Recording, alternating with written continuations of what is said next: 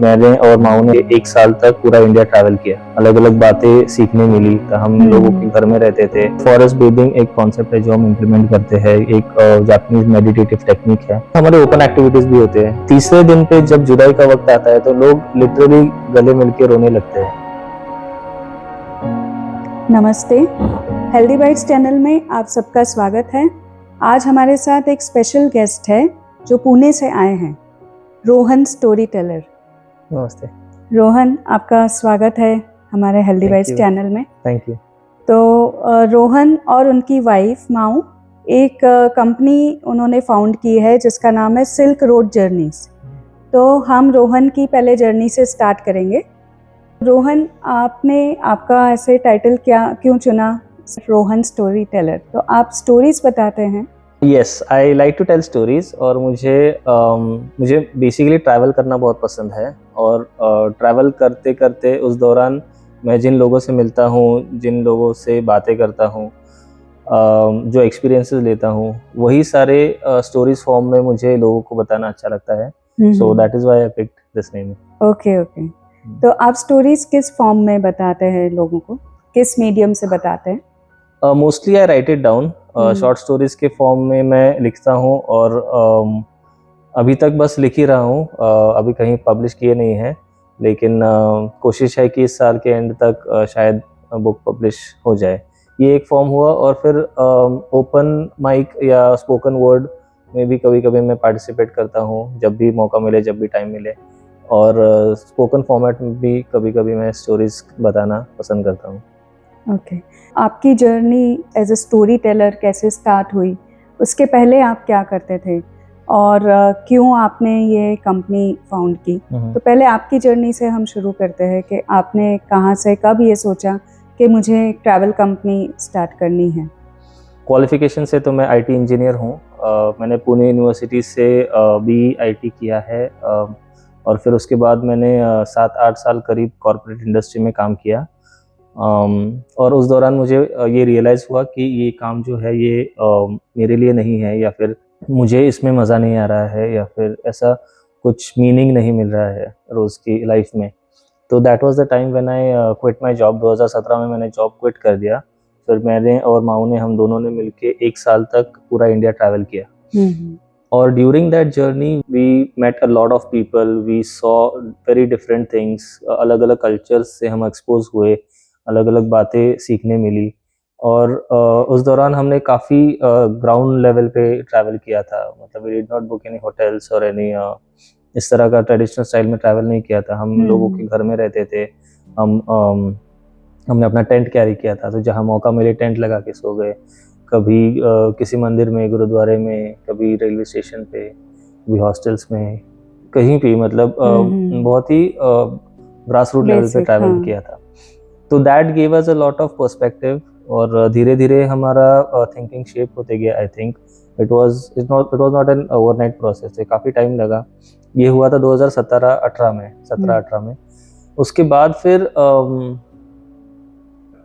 बाद धीरे धीरे मैं छोटे मोटे ट्रिप्स ऑर्गेनाइज करता था। और कुछ ट्रैकिंग कंपनीज है पुणे में, उनके लिए असिस्ट करता था। फिर 2-3 साल ऐसा चलता रहा।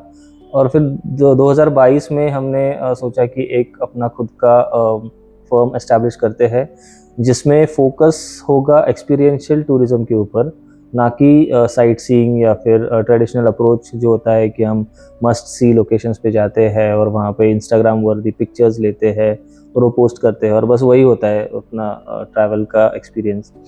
तो हमने सोचा कि ये ना करके हम क्यों ना कल्चर पे ज़्यादा फोकस करें। उस जगह का ट्रेडिशन जो है, उस जगह का क्यूजीन है, उस जगह का लोगों से लोग कैसे रहते हैं, क्या खाते हैं, कैसे उनकी रोज़मर्रा की लाइफ चलती है, तो इस पे ज़्यादा फोकस करें। और टूरिस्ट को भी ये एक अपॉर्चुनिटी है वहाँ पे जाके एक नया कल्चर एक्सप्लोर करने की। तो that was the thought behind starting silk road journeys. And उसके अंडर हम काफ़ी सारे इनिशिएटिव्स करते हैं, जैसे एक्सपीरियंशियल ट्रिप्स ऑर्गेनाइज करते हैं। Safarnama is one of our flagship products. तो उसमें भी काफ़ी सारे लोग आते हैं, काफ़ी सारी बातें हम लोग उसमें डिस्कस करते हैं। फिर हम कुछ वर्कशॉप्स वगैरह कंडक्ट करते हैं। तो इस तरह से हमारा जर्नी चल रहा है। आपके ये जो कंपनी का नाम है वो है silk road journey, right? Yes. So why did you choose this name for your company? Silk Road, actually, I have a very huge fascination for the Silk Road because it's the one of the oldest roads जहाँ पे trade शुरू हुआ and जहाँ पे traveling शुरू किया लोगों ने. So I feel that that is the origin of traveling. So that is why I have chosen that name.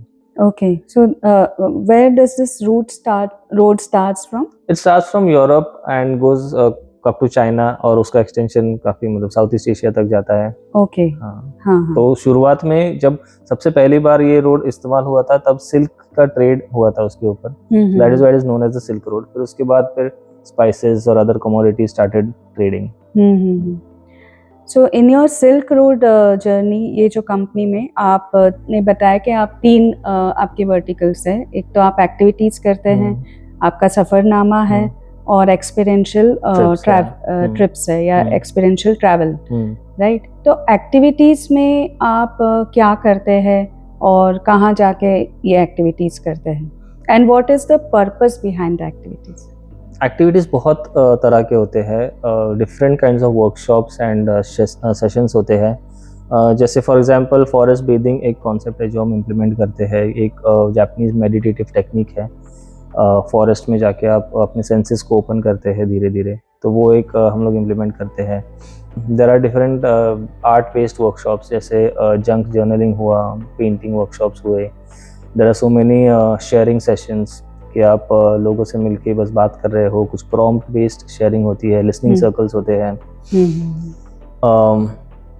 काफ़ी सारे हम आर्ट या अभी लिरिक्स अप्रिसिएशन नाम का एक वर्कशॉप हमने किया था जिसमें हम क्लासिक्स को उठा के उनको डिकोड करते हैं. क्लासिक्स जैसे गज़ल्स हुए या फिर कोई पुरानी पोएट्री शायरी होती है, उसको पिक करके उसको line by line word by word उसको पील ऑफ करते हैं. उसके सुपरफिशियल और हिडन मीनिंग को जानने की कोशिश करते हैं. और it's a very interactive session कि आप मतलब ऐसे नहीं कि भाई facilitator is speaking and the others are taking notes. People speak कि उनको क्या लग रहा है इसके बारे में, इस लाइन के बारे में. तो इट्स क्वाइट इंटरैक्टिव. ओके. शायद इसका एक पर्पस ये भी होगा कि अभी जो लोग सोशल मीडिया में बहुत ज़्यादा बिजी हो गए हैं और अपने आप को पूरा उसी में डाल दिया है और पर्सनल इंटरेक्शन अभी लोगों का कम हो गया है. तो क्या इन एक्टिविटीज़ का उस तरफ भी फोकस है और कुछ मेंटल हेल्थ की तरफ भी फोकस है? Yes, actually connections is something that we try to focus on. Absolutely right that you have mentioned कि लोगों का सोशल मीडिया की वजह से बहुत ही एक जो ह्यूमन कनेक्ट है वो कम होते जा रहा है. हम ज़्यादा टाइम स्क्रीन पे बिता रहे हैं. हमारा अटेंशन स्पैन कम होते जा रहा है. हमारा डूम स्क्रोलिंग बढ़ गया है. तो ये सारी चीज़ें को हम काउंटर करने की कोशिश करते हैं कि जब उन लोग वर्कशॉप में आते हैं तो हम उनको एडवाइस करते हैं कि भाई 3 घंटे के लिए फ़ोन साइड में रखो और वर्कशॉप का पूरा एक्सपीरियंस लो.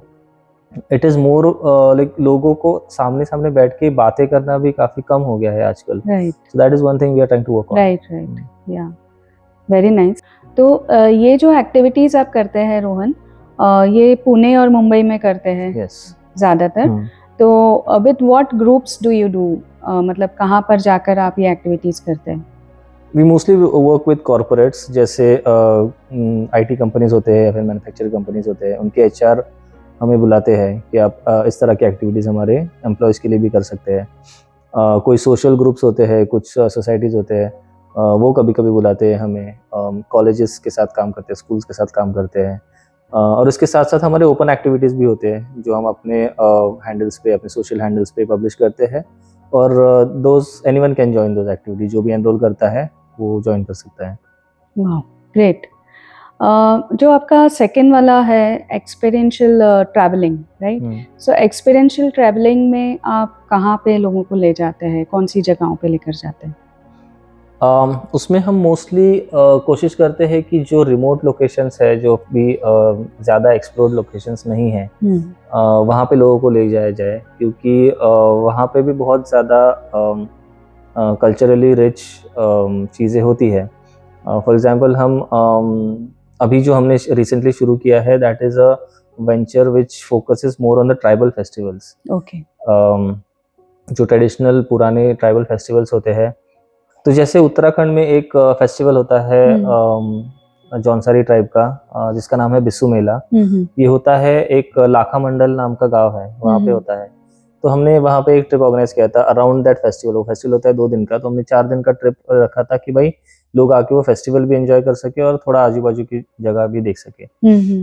तो whenever you attend such festivals, तो वो these festivals are very localized, कि उस ज्योग्राफी के लिए ही वो सीमित है कि वहाँ पे किस तरह से उस फेस्टिवल को मनाया जाता है, वो किस तरह के कपड़े पहनते हैं, किस तरह की फेस्टिविटीज़ होती है, क्या क्या क्या खाना बनाते हैं, वो स्वीट्स क्या बनाते हैं, ये सारी चीज़ें आप वहाँ जाके ही एक्सप्लोर कर सकते हो, ये आपको और कहीं नहीं देखने मिलेगा। हाँ।